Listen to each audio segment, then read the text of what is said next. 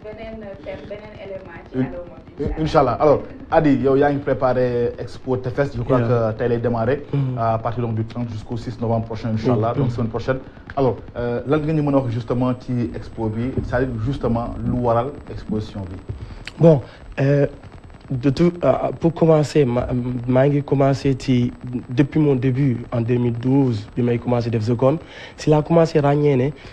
depuis bi ñu juddoo ba tey ndekete ñu ngi capté ay images mais duñ ko immortaliser en fait ma commencé di si œuvrer di jënd ut ay téléphone jàmbur di photo et tout dès le début en fait may màggu aale ak moom ba affaire bi mujjee nekk quelque chose de professionnel chez moi donc ma def formation multimédia donc spécialisé en audiovisuel donc bi may commencé photo depuis yàgg na donc ma commencé nag di màgg ak moom ba tey may def sama exposition individuelle tuddee ko Tefes te li tax ma nekk Tefes parce que Bargny lañ dëkk et puis yàgg nañu foowee Tefes football Tefes et tout day dem ba day nekk si yow loolu tax sama première exposition ma tuddee ko Tefes ndax yàgg naa nekk Tefes. Alors lan la ñu mën a xaar tey parce que maa ngi ko wax sànq tout à l'heure est-ce que am ngeen pratiquement une question à propos pour lui ci exposition bi. Justement j'aimerais saluer l'initiative. C'est très belle. Merci. léegi lan la lu ma bëggoon xam mooy exposition bi lan ay tableau d'art lay doon wala ay photos comme bi wala. C'est des tableaux base bi c'est bâche donc bâche sursis dañ koy oowee donc dañ ko sente donc day nekk photo yoo xam ne c'est tiré à base de bâche normale appelée des bâches sursis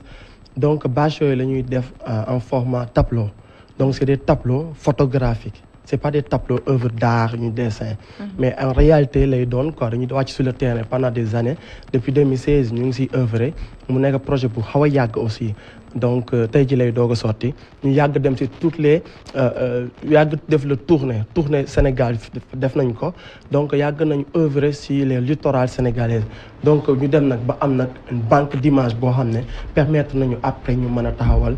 exposition individuelle ñu appelé ko Tefes. D'accord moom mooy image yi nga xam ne moom la ñuy gis ni ci écran yi. waaw images yi c'est des images yoo xam ne. fu ma dem tourner ci Sénégal. dinaa fexe ba tout ba am ci le maximum d'images. donc dem naa fépp nag ci Sénégal avec parce que je travaille avec les ONG. qui œuvrent sur l'environnement aussi. donc ñoom dañ lay sànni fu nekk. donc dem naa Tefes yu bëri. dem naa aussi endroit yu bëri jot naa xam li Sénégalais yi di dund ci seen i tefes yi yeneen yi set na yeneen yi setul loolu lépp ce soir boo leen ñëwee sur l'exposition di ngeen ko gis et vous allez savoir Sénégal en fait et tefes yi lan mooy seen différence kii day am xeer ki amul xeer ki dafa salte ki saltewul donc il y a ce mélange quoi. Comme on dit les images parlent d'elles-mêmes. am na benn image bu capté léegi sama attention mooy tengaade bi ci tefes bi loolu lan nga ma ci mën a wax. En fait tengaane bi ça œuvre que ni gars yi la plupart autant gars yi dañ doon wax ne pël xamul géej wala tukkuleur du dem géej lébu mooy dem géej léegi amatul tukkuleur amatul lébu tout le monde dañuy dem uti ji ay jën da ngay xool léegi mélange bi am ci gaal yi di nga ci gis joolaa di nga ci gis lébu di nga ci gis mandeng di nga ci gis ku ci nekk ñu ngi ci biir léegi donc il y a une industrie dedans donc amatul day sàmm wala lébu la non amatul tefes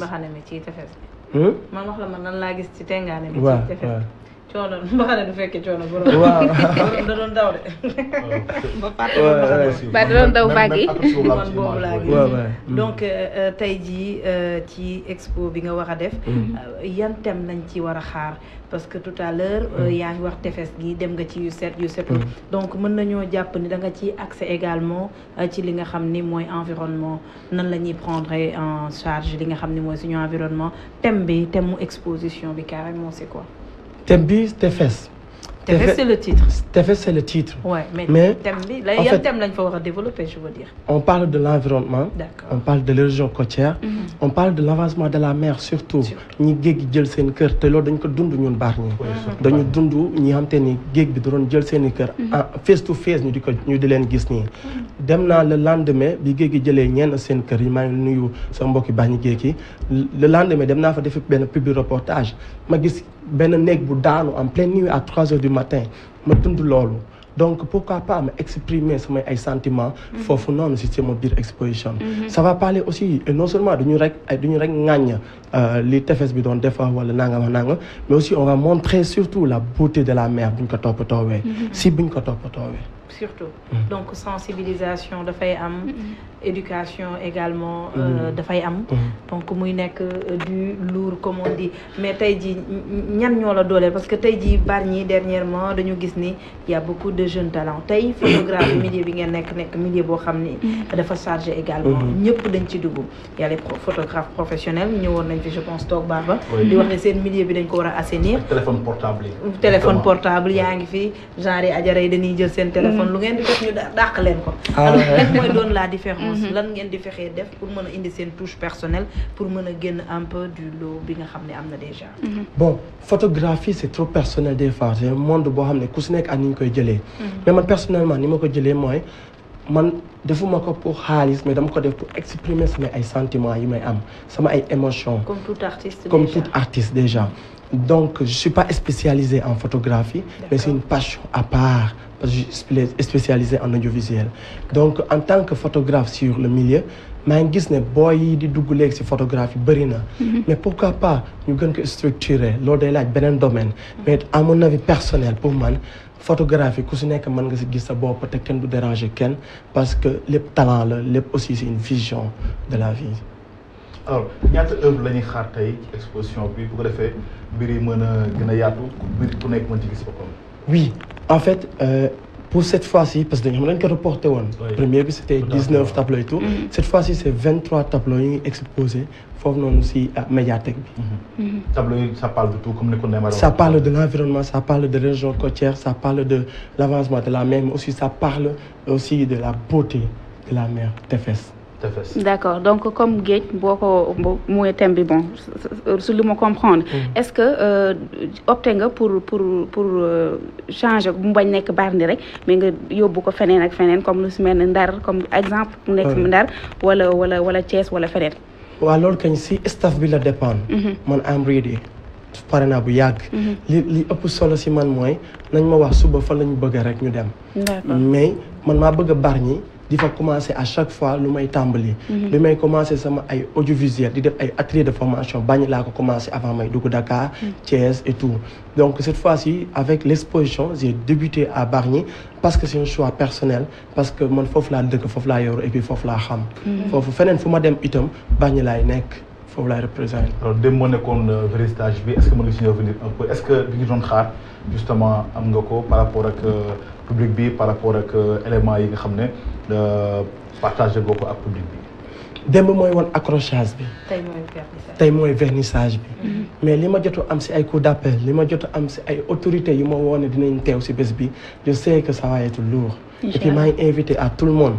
à ce que ñu ñëw des fois mën naa commencer remercier sama famille le staff aussi mais aussi l'administration comme le préfet et le commandant de Bargny maa ngi remercier aussi la municipalité de Bargny mais aussi la médiathèque Abass Ndione mi nga xam te ne moo ñu permettre tey may ñu opportunité ba ñu def boobu la exposition mais aussi sans oublier le parrain exposition bi dama ko parrainé ki ma ko parrainé il s'appelle Idrissa Ba yàgg def ay affaires pour les jeunes ñun en tant que étudiant il nous a marqué loolu tax ñu il faut ñu dolli ko njukkal en fait c'est ça donc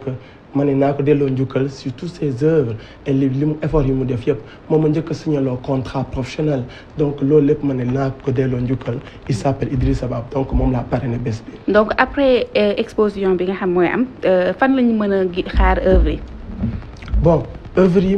pour l'instant pour Bargny ou bien feneen. feneen waaw. donc là j'ai discuté avec maa ngi nuyu Awa de l'Institut français ñu ngi may proposé ma def ko Institut français ñu ngi may proposé ma yóbbu ko Toubab Dialaw ñu ngi may proposé ma yóbbu ko Saint-Louis et à Thiès donc man am na assez de programme boo xam te mën naa ko dérouler après mais loolu dama si waxtaan ak staff bi di si nuyu aussi le commissaire de l'exposition c'est-à-dire le directeur d'exposition il s'appelle Moussa Gueye on l'appelle DMG je salue de passage et respect et à moo jiite staff bi yëpp donc moom lu mu décidé moom des fois moom mooy décidé sax tableau yi ñaata lay jaar donc kooku moo géré staff bi cherul parce que ça tourne autour de man mën naa si bañ a yàgg parce que moom moo yor feuille de route bi. bi gën a moins cher peut-être il va coûter 40 000. donc c'est très parce que dañuy xool aussi waaw dañuy xool aussi fi ñu koy def bu ñu ko doon def peut-être institut français ça va être beaucoup plus lourd que ça donc li ñu def ci œuvre yi xam naa ne mënuñu ko amaat de retour mais on va juste faire notre participation ci biir dëkk bi xaw ko xumbalaat ci côté culture mais aussi gën a renseigner booy que ne waruñu bàyyi seen bopp ci côté culture mu naasaay noonu alors donc mise en place bi 16h30 la. c'est à 16h30 oui. ci médiathèque bu Bargny nu ngi ko tuddee Abbas naka Abbas Ndoye Abbas Ndione de Bargny n'est-ce pas alors juste après dina am ñoo xam ne dañu jël ay prise de parole muy allocution yi parrain yi ak maire bi ak ñi nga xam ne pratiquement ñooy représentant wu Enda Lit mooy sa partenaire yi n'est-ce pas ak représentant bibliothèque bi n'est-ce pas mais li ci gën a am solo tamit yaa ngi koy wax tout à l'heure après dina am visite guidée dafa wax gars yi pratiquement tableau yi ni mu demee ak suivi d'explication ak cocktail bi sama mbokk Ndiobène di xaar également. waaw waay dina am cocktail bu neex aussi donc ku ñëw amal rek sa ruuxu bu baax boo toog et puis gars yi ñëw servir la tranquillement mais en tout cas merci beaucoup la ngay wax tey pratiquement waa Bargny wax ko photographie wax ko autorité de façon générale que sama mot de li may wax lépp mooy toujours que nañu boole suñuy doole ndax booloo mooy doole en fait man je suis freelance damay liggéeyal sama bopp mais xam naa ne su ma xëccee mun si xëcc wili day gën a am doole donc pourquoi pas ñu bañ a ñu ku nekk bëgg a demal sa bopp ça va pas sortir maa ngi remercier aussi ñëpp ñi jàpp si exposition bi malgré que yàgg naa liggéey ak ONG yi yàgg nañ ma dooleel ñoom aussi si ay contrat yu bëri bu ma permettre tey ma dem taxawal 23 œuvres financer lépp ak sama doole bopp donc yaakaaruma si benn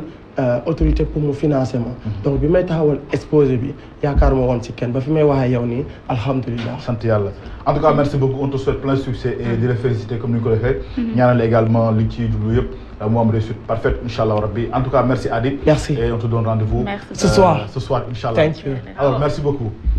ñu seetaan le clip de Papa Wally le temps de le recevoir sur le plateau de Yes Weekend moom moo ñëw tout à l'heure mais je vous rappelle que dinañ am également Toumani mais également Sidika l'enfant de la banlieue juste après ñu recevoir ko sur le plateau de Yes Weekend ñu suivre clip bi le temps de recevoir suñu premier invité artiste également Papa Wally.